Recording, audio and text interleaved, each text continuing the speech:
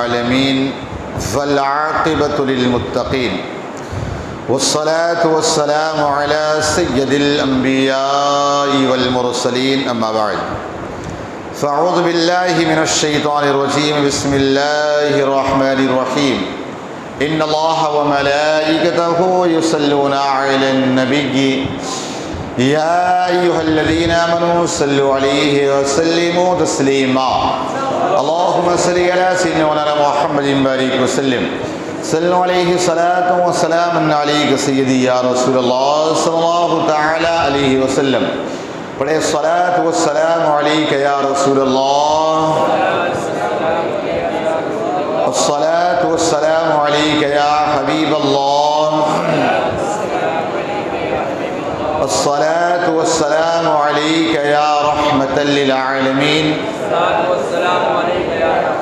وعلى آلك وأصحابك يا نور الله صلى الله تعالى عليه وسلم بسم الله الرحمن الرحيم بسم الله دخلت وعليه توكلت ونويت سنة الاعتكاف بسم الله الرحمن الرحيم يا أيها الذين آمنوا لا تقربوا الصلاة وأنتم سكارى حتى تعلموا ما تقولون ولا جنبا إلا عابري سبيل حتى تغتسلوا وإن كنتم مرضى أو على سفر أو جاء أحد منكم من الغائط أو لامستم النساء فلم تجدوا ماء فتيمموا صعيدا طيبا فامسحوا بوجوهكم وأيديكم إن الله كان عفوا غفورا اے ایمان والو، نشے کی حالت میں نماز کے پاس نہ جاؤ جب تک اتنا ہوش نہ ہو کہ جو کہو اسے سمجھو، اور ناپاکی کی حالت میں بے نہائے مگر مسافری میں، اور اگر تم بیمار ہو یا سفر میں ہو یا تم میں سے کوئی قضائے حاجت سے آیا ہو یا تم نے عورتوں کو چھوا اور پانی نہ پایا تو پاک مٹی سے تیمم کرو تو اپنے منہ اور ہاتھوں کا مسح کرو، بے شک اللہ معاف فرمانے والا بخشنے والا ہے۔ آپ حضرات سورہ نساء کی تفسیر سماعت کر رہے ہیں، درس سماعت کر رہے ہیں۔ اس سے پہلے بہت سارے مسائل پر آپ نے گفتگو سنی۔ آج اس آیت کریمہ میں 3 باتیں بیان کی گئی۔ پہلی بات تو یہ کہ حالت نشہ میں کبھی بھی ہم نماز کے قریب، نماز پڑھنا تو دور، نماز کے قریب بھی نہ جائیں۔ حالت نشہ میں یعنی مسجد بھی نہ آئیں جب انسان نشے کی حالت میں ہو، اب وہ چاہے کوئی سا بھی نشہ ہو، اگر اس نشے سے اس کے پیر لڑکھڑاتے ہیں، چاہے تمباکو نوشی کر رہا ہو، ویسے بھی آپ دیکھیں اگر انسان تمباکو ان سب قسم کی چیزوں کا یوز کرتا ہے تو اس کے منہ سے بدبو آتی، بیڑی پیتا بدبو آتی، فرشتے ہمارے قریب آتے کہ بدبو دیکھ کر بھاگ جائیں سن کر، تو اپنے منہ کو خوشبودار رکھیں۔ اگر آپ کی عادت ہے تو اس سے پہلے اپنے منہ کو فریش کر لے، ساری چیزیں کر ڈالیں۔ بہرحال تو یہاں پر جو خاص طور سے نشے کی حالت میں منع کیا گیا ہے کہ آپ نماز کے قریب بھی نہ ہو، وہ شراب ہے، اس کے علاوہ اور بھی ایسی چیزیں جس سے انسان کی عقل ختم ہو جاتی ہے۔ اصل میں اس آیت کریمہ کا شان نزول یہ ہے، حضرت عبدالرحمن ابن عوف بہت مالدار صحابی کا نام، یہ حضرت عبدالرحمن ابن عوف رضی اللہ تعالیٰ عنہ نے ایک مرتبہ کچھ صحابہ کرام کی اپنے گھر پر دعوت کی۔ گھر پر جب دعوت کی، مغرب کا وقت تھا، کھانے کے بعد سارے لوگوں نے شراب پی، اس لیے کہ اس وقت تک شراب کا حکم آیا نہیں تھا، اور عربوں کے گھٹی گھٹی میں شراب بسی ہوئی تھی، شراب پینا ان کا طریقہ ہی تھا، فیشن ہی تھا۔ یہ تو میرے آقا صلی اللہ تعالیٰ علیہ وسلم کا صدقہ ہے کہ جیسے آقا علیہ السلام نے منع فرمایا تو صحابہ کرام کا حال یہ ہوا، چونکہ وہ لوگ بڑے بڑے مٹکوں میں شراب جمع کر کے رکھتے تھے، جیسے آقا علیہ السلام کا حکم سنا، اللہ کا فرمان آیا سارے لوگوں نے مٹکے توڑ دیے اور مدینے میں تقریباً 2 ماہ تک شراب بہتی رہی. گھروں میں اتنے شراب کی عادی تھی، مٹکوں میں شراب بھر کے رکھتے تھے، یہاں تک کہ اپنے گود میں اپنے بچوں کو بھی تھوڑی تھوڑی شراب پلا لیتے. کبھی آپ سوڈا پلاتے ہو نا، سوڈا لے بیٹا تھوڑا سا، وہ لوگ شراب پلایا کرتے تھے. لیکن جیسے ہی حکم آیا سب شراب کے مٹکے توڑ دیے. ایک شخص نے پوچھا بھی، ایک یہودی نے کہا، اے مسلمان، یہ شراب کے مٹکے کیوں توڑ دیے آپ نے؟ کہا شراب پھینک دیتے، کم از کم مٹکا تو یوز ملا لیتے. تو صحابی نے کہا کہ بھائی شراب اسی مٹکے میں توڑ دیں گے تو بار بار خیال ہے اس میں میری شراب رہتی تھی، اس میں میری شراب رہتی، اس لیے اس کے نشان بھی باقی نہیں رہے. تو صحابہ کرام اس وقت ابھی حرام کا حکم آیا نہیں تھا، اس لیے صحابہ کرام نے شراب کو پیا. شراب پینے کے بعد ایک صحابی مغرب کی نماز کے لیے کھڑے ہوئے تو انہوں نے قل یا ایھا الکافرون پڑھا کہ قل یا ایھا الکافرون لا اعبد ما تعبدون، کہ اے محبوب فرما دو کہ میں اس کی عبادت نہیں کرتا جس کی تم عبادت کرتے ہو. چونکہ اللہ کا معنی جو ہے نا نہیں، اللہ کا معنی نہیں کہ، تو اب انہوں نے کیا کیا، اللہ کو چھوڑ دیا. اے محبوب کہہ دو میں اس کی عبادت کرتا ہوں جس کی تم عبادت کرتے ہو. تو ظاہر سی بات ہے کفر ہو گیا. جب کفر ہو گیا نا، اور جب صحابہ کرام کو بعد میں اس چیز کا احساس ہوا تو اللہ نے آیت کریمہ یہ نازل کی کہ آپ شراب کی حالت میں رہنا تو نماز پڑھنے نہیں جانا. حالانکہ بعد میں یہ حکم آ گیا کہ اب شراب پینا ہی حرام ہے، لیکن اس وقت یہ حکم تھا کہ شراب پی کر اب نماز نہیں پڑھنا، چونکہ عقلیں چلی جاتی.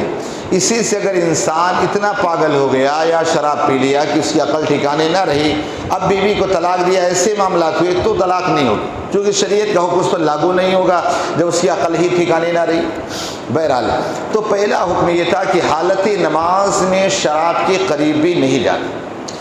دوسرا حکم یہ اسی میں آیا کہ اگر آپ جنوبی ہو، یعنی آپ پر غسل فرض ہو گیا ہے، بیوی سے ملاقات کی ہے، نائٹ ایسے ہوئے، ایسے سارے معاملات ہوئے، تو ایسی صورت میں آپ کو یہاں قریب بھی نہیں جانا. آپ کو نمازوں کے عبادتوں کے قریب بھی نہیں جانا. پہلے آپ صاف اور ستھرا ہو جائیں، پہلے آپ غسل کر لیں تب اس کے قریب آپ جائیں. ایسا نہ ہو کہ آپ یوں ہی چلے جائیں تو سراسری حرام ناجائز ہے اور سخت آپ جان بوجھ کر کے تو آپ کافر بھی ہو جائیں گے. اب اس کے بعد آگے آیت کریمہ نازلی ہوئی، حکم یہ ہوا اب اگر تم، چونکہ آج تو پانی کی فراوانی ہے، جہاں بھی چلے جاؤ پانی ملتا. اس زمانے کے اندر تو کنویں سے پانی لانا نکالنا بڑی مشکل سے پانی ملتا تھا، بڑی مشکلوں سے پانی ملا کرتا تھا. تو ظاہر سی بات ہے پانی کی فراوانی اتنی نہ تھی، تو اللہ نے فرمایا کہ اگر تم پانی نہ پاؤ تو پھر پاک مٹی سے تیمم کرو. پاک مٹی سے تیمم کرو، یعنی آپ اپنا ہاتھ اس طرح زمین پر مارے، جھاڑ لیں، اس کا مسا، پھر اس کا، پھر چہرے کا مسا کر لیں، آپ کا تیمم ہو گیا. جس طرح وضو جن چیزوں سے ٹوٹ جاتا ہے، تیمم بھی انہی چیزوں سے ٹوٹ جاتا ہے. بہرحال اب یہ تیمم کیوں نازل ہوا، کب حکم ہوا؟ اصل میں ایک مرتبہ ایسا ہوا کہ غزوہ بنی مصطلق سے آقا علیہ الصلوۃ والتسلیم اور دیگر صحابہ کرام تشریف لا رہے تھے. راستے میں ایک مقام پر رکے، وہاں پر پڑاؤ ڈالے. تو وہاں حضرت عائشہ صدیقہ رضی اللہ تعالی عنہا کا جو ہار تھا وہ گم ہو گیا. جب گم ہو گیا تو ہار مل نہیں رہا تھا. جب مل نہیں رہا تھا، پانی کی دقت پیش آئی، پانی نہیں ہے، بڑی دشواریاں ہو رہی تھی.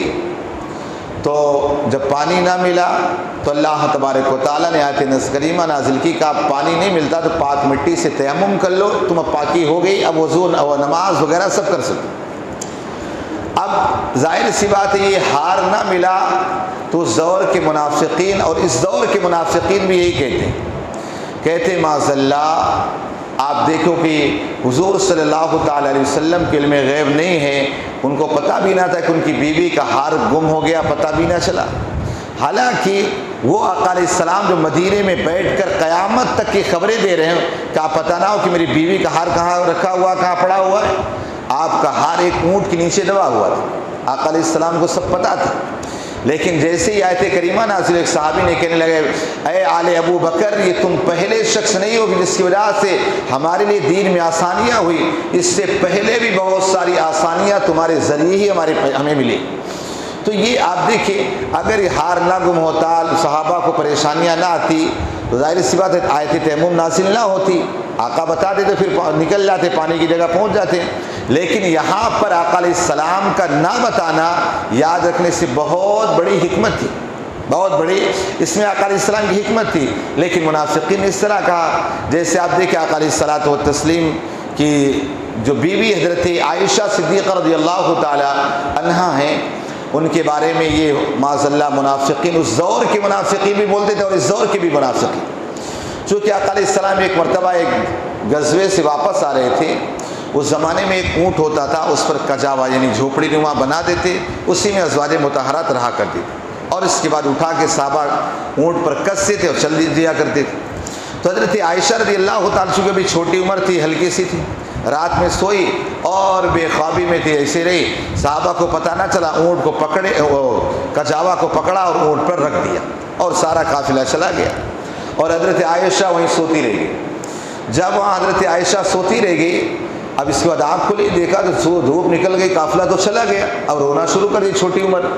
اس زمانے میں ہوتا یہ تھا کہ ایک صحابی یا دو صحابی کو پیچھے رکھا جاتا تاکہ قافلے کا اگر کوئی سامان رہ گیا یا ایسی کوئی چیز ہے تو وہ صحابی جو ہے نا اس کو لے کر آئیں یا اس کی حفاظت کرتے ہوئے آئیں۔ جب وہ حضرت صفوان صحابی جو تھے وہاں نے دیکھا یہ تو حضرت عائشہ ہیں، آپ نے فوراً چہرہ ادھر کیا، حضرت عائشہ نے بھی چہرہ ڈھک لیا۔ اب اس کے بعد اپنی اونٹنی کو انہوں نے بٹھا دیا، اور بٹھانے کے بعد اب انہوں نے نکیل پکڑی اور حضرت عائشہ کو بٹھایا اور وہاں سے لے کر چل دیے۔ جب وہاں سے لے کر چل دیے، اب یہاں جب مدینہ پہنچے دیکھا تو لو حضرت عائشہ ہے نہیں، پتہ چلا حضرت صفوان کے ساتھ بعد میں آئی۔ اب منافقین نے ایک واویلا مچایا، کہا دیکھو معاذ اللہ حضرت عائشہ جو ہے نا حضور سے پھر گئی ہیں، ان کا کسی اور کے ساتھ معاملہ ہو گیا، ایسا ہو گیا معاذ اللہ۔ میں نے طرف دنیا بھر کی تہمتیں، پورے مدینے میں کچ کچ کچ کچ یہی ہو گیا۔